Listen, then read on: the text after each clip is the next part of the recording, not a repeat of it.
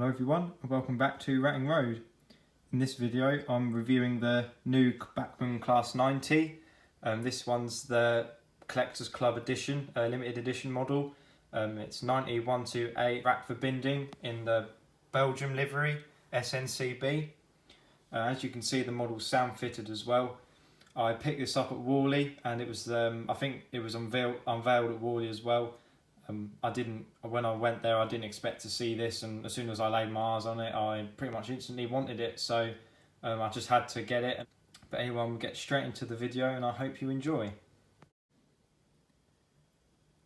So just before I get into it, I just want to make a quick point that I'm not so much reviewing the model as a whole, I'm just reviewing the sort of livery application and the nameplates and the positioning and everything like that, sort of everything that's unique to the livery or the model.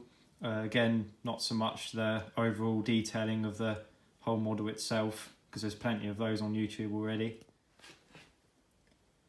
So I've taken the model out of its packaging, which as you can see is pretty much the standard packaging for today's models. So you've got your protective sort of clamp cage, and then that's followed by the sleeve that goes on top of it, and then you've got the slotted box, and then you've got the sleeve for that. And then as you can also see, you've got your limited edition certificate certifying that the sound fitted model is 1 in 160. So it is pretty rare, and this is number 117. I'm not 100% sure if that's just for the sound fitted ones or if it's for the whole model, so even including the DCC ready models. If someone that has a DCC ready one can just clarify in the comments, that would be appreciated. And then on the back of the certificate, you've just got a bit of information about the model as well. And then in terms of detailing, it comes with the same pack as the other Class 90s do. So plenty of brake hoses, and then you've also got your etched nameplates, your valance, which covers up the NEM socket or NEM socket, and then obviously the screws to hold that in place, and then my coupling over there.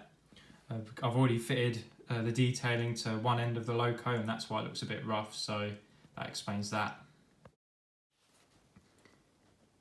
90128 entered service in 1989 as number 90028.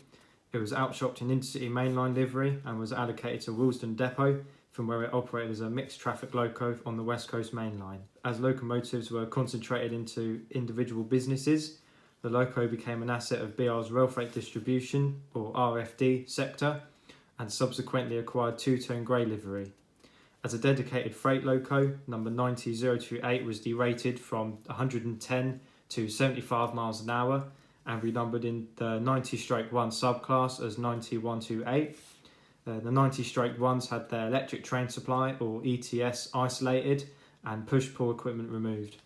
In 1992, during an exhibition promoting European rail freight, number 90128 was one of 4 rail freight distribution Class 90s named Freight Connection.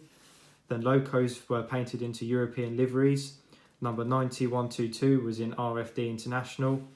90129 was painted into German DB. 90130 was painted into French SNCF, and nameplates of the appropriate language were applied. The fourth one, number 90128, was the Belgian representative and was named Vrachtverbinding, being repainted in the blue and yellow livery of Belgian SNCB, which is what you can see in front of you now. In 1996, when the railway was privatised, number 90128 was one of 25 Class 90s acquired by English, Welsh and Scottish Railway, or EWS, when the freight operating companies, including Rail Freight Distribution, were sold into new ownership. Despite the change of owner, number 90128 kept its SNCB livery and wasn't repainted until 2003. The Class 90 fleet had experienced mixed fortunes since privatisation. Number 90128 had subsequently been renumbered back to 90028 and had fared better than many, having its ETS and push-pull capability restored to enable its hire to passenger operators. It gained EWS livery by 2004, remaining in service and later repainted into DB Red livery. Its European connections have come a full circle when German operator DB bought EWS in 2007. It now carries the nameplate Sir William McAlpine, as retired from East Coast passenger operation in 2019, This was a hired loco to Virgin Trains East Coast and later LNER, when new Hitachi Intercity Express trains were introduced. So first impressions of the model is that it's absolutely stunning. Livery application is really crisp and clear. Choice of colour is bang on as well. Not too bright, not too dark. In my opinion, it's pretty perfect. Positioning of things like the depot plaque, BR arrows, nameplates and loco numbers and other decals are all spot on. I did look in various pictures of the real thing before shooting this video, so obviously I've got plenty of sources to go by and I am confident in what I'm saying. Again, you've also got detail brilliantly represented on the bogies and the correct colours. So just panning around now to the sides. Again, you can see where I've fitted the buffer beam detail. Decal on the front, the B is pretty much in the bang on location. And you've also got details like your horn grills, freight buffers. This model in real life did run with the express passenger buffers that come with the intercity and rail freight distribution models. So if you wanted to sort of change up your model, then that's an idea for you. Again, perfection with the canter rail at the top. Nice and straight, can't fault that. Roof detail again, lovely. Paint application, brilliant. And then coming to the other side, obviously you've got your depot black there, spot on position. Handrails, lovely. Doors, everything spot on. There's only one tiny little criticism with this model, unfortunately. And if I can just come down very slowly on the real thing, where these are, just above my finger, they're yellow, so they blend in and match the colour of the nose of the model or the real life loco. So they're yellow rather than orange, but that's something that be easily fixed with a bit of repainting or weathering to cover it up, so it's no big deal. Something I certainly won't lose sleep over. I'm just going to quickly spin the model around now. And then here's the model from the other side. So again, perfect placement of BR arrows, decals, loco numbers, nameplate and depot plaque. I did look at those in particular on the real thing just to make sure the positioning was good, which it is. So again, I'll let you force your own opinions. Certainly can't find any faults with it, which is good, apart from obviously the little sort of slight colour mismatch on the front there, whatever those are. Someone could let me know in the comments what those are called, then brill. So once this model's been weathered, it will look even better. Obviously get some grime in on the pantograph at the top and all the roof detail. Obviously the roof did not stay that colour at all in real life. Weather the bogies and underframe plenty, and the buffer beam detail, apply the rest of the depot plaques, and also sort out the little problem at the bottom. Also add some grime in the horn grills and the fan grills too, because in real life they get really dirty. So obviously on these they're painted, but really when you look in pictures they're more like a dark brown black colour.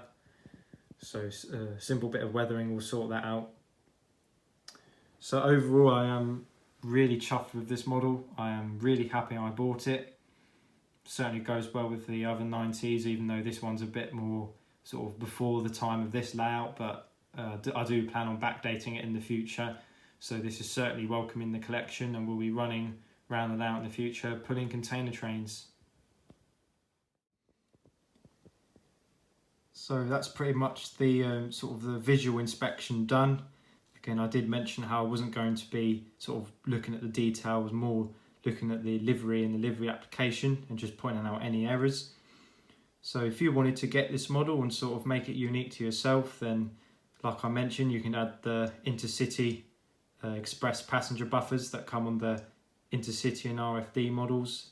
I have seen a few pictures of those on this my loco in real life. If you can also do what I'm going to be doing and add the overhead live flashes. So the little signs that go on the fronts, sort of you have two on either side, and then you also have two sort of there and further up along around here somewhere. All locos have those on nowadays. And if you really wanted to sort of make it look good, then you could also remove the depot plaques if you've done that, because they were removed at some point, even though the BR arrows weren't. So yeah, just some ideas on really what you can do to make this model a bit more unique. So now it's time to look at the sound file in this model. I have heard it already, I am chuffed with it, but I'll let you sort of again decide for yourself what you think of it. So I'm going to plonk it on the layout now and power it up, and then I'll show you all the sounds and functions.